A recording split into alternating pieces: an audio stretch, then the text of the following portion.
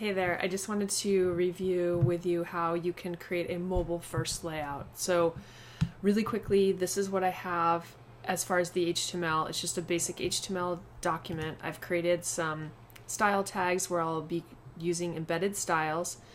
In the body tag, I have a main HTML5 element that wraps around everything on the page. I have a header that has an H1 and an H2. I have an article tag that contains an H2 as well as 2 paragraphs. I have an aside tag that contains 2 paragraphs. I have a footer with a paragraph, and I have a second footer with a paragraph. And that's pretty much it. So this is what my page currently looks like in the browser. And what we're going to do is we're going to create all of the CSS to make this a mobile first example. I'll start off by making all of the basic CSS that I want to use for my web page. So I'm just going to go ahead and set the font family. And then what I'm going to do, just to make this easier to see, is I'm going to go ahead and I'm going to assign background colors to the various main elements. So for my header, I'll add a background color, and then we'll just go ahead and create a little bit of margin around the elements just to separate them.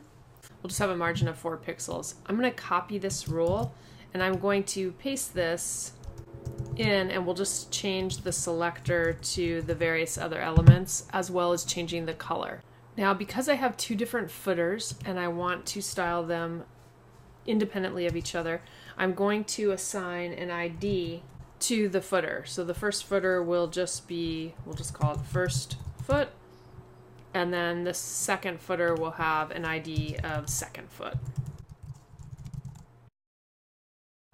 Okay, if we save our page and look at it in the browser, you can see that this is what it currently looks like. So we just blocked out these sections and each area has its own background color. Now, if I resize my browser window, you can see that the content does work in a responsive way. That is the default behavior of content. It's just going to fill whatever space is available. We have a little bit of white space, and that's because, remember, we put margin around all of the elements. So that is existing, but other than that, it's taking up the actual space. So what we're going to do is we're going to change this layout by adding a media query so that at the small screen, it will appear as a 1-column layout. And then when it appears at a larger screen, we're going to have the article and the aside be appearing side by side. So in order to do that, we are going to use floats. In order for the floats to work, I'm going to need to assign a width to both the article and the aside so that I can fit them together. But remember, we want to do this at the larger screen side. These are my styles. These are my mobile first styles. They are going to be defined and they will exist first. By doing this, this will enable the browser to render these styles. And if the media query is not needed, any other styles will be ignored. So for this example, I'm going to create a media query that's going to occur at 600 pixels. So I'm using the @media screen and a minimum width of 600. What this says is that the browser has to have a minimum width of 600 for these changes to occur. And what we're going to do here is we're going to assign rules, new rules for both article and aside. So for the article tag, I'm going to assign an overall width of 70%. We're also going to add a float and tell it to float on the left. I'm going to copy this rule, and we will now define a rule on the aside. The aside is going to take up a width of 30%, and it's also going to float on the left.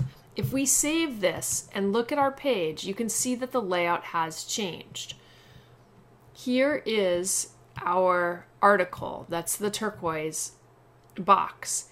The yellow box and the kind of brownish red box are our footers. This down here is my aside. So currently, I don't have enough space for these to appear side by side, and that's because 70 plus 30 equals 100.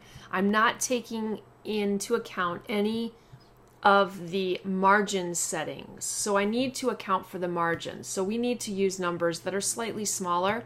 I don't know what the numbers are exactly, but let's just try 65%. and leave this at 30%. You can see when I do that, now there is enough space for these items. This is the article, this is the aside. There's enough space for them to sit side by side. Now, because there is some additional space left over here on the right, the first footer is going to slide up behind the floated objects, and you can see that because you see the yellow here. So what's happening here is the first footer is sliding up behind the floated elements. When you float elements, you take them out of the flow of the document. If we want this footer to appear under these, I need to put a clear after the last floated object. So what we'll do is we'll create a class for .ClearIt, and we're just going to use the property of clear both on this class. Then I'm going to come down into my HTML, and after the aside, that's the second floated item, I'm going to create a div that has a class of ClearIt assigned to it. And this div does not need to contain any content. It's only there so that we can clear the float. If we come back down, you can see that now we have the article and the aside appearing side by side, and then our two footers are going to appear underneath. Now, as wide as my page is going to get, these items are going to take up the available space that they have. As my page gets smaller, at some point it's going to become less than 600 pixels wide, and at that point the layout changes to the one column layout. So you can see that this is the mobile layout, this is our large screen layout. By designing this website so that it is set up to be mobile first, these rules down here are completely ignored by the smaller screen. They don't meet this criteria, so they never get any of these rules down here. These rules right here are things that are going to apply to all states of the browser, whether it's small or large. If there was something assigned here that would get overwritten, then it would change once the media query kicks in. So once the media query kicks in, it will assign any new declarations that you've specified, or it could potentially overwrite declarations. So let me just show you what I mean by that. If I go into the article currently has this turquoise color. If I go into the article and I change the background color on the article and we save our page, if we refresh, you can see that this area has a turquoise background. As I resize the window, when it hits the media query, so when it becomes 600 pixels or above, then that article tag changes to have a red background. So even though we've defined this as being the first background color, it is going to render as turquoise, but when it hits the media query kicks in and it's going to overwrite that, as well as assign any other rules. But hopefully this is a simple example that shows you how you can create a mobile first layout. You define all of the mobile styles before the media query, and then the media query is like a conditional statement. It's just saying if the minimum width is 600 pixels, 600 pixels, that's the minimum width. So anything above 600 pixels, then these rules are going to kick in and apply. So hopefully that made this a little bit more clear as to how you can design in the mobile first way.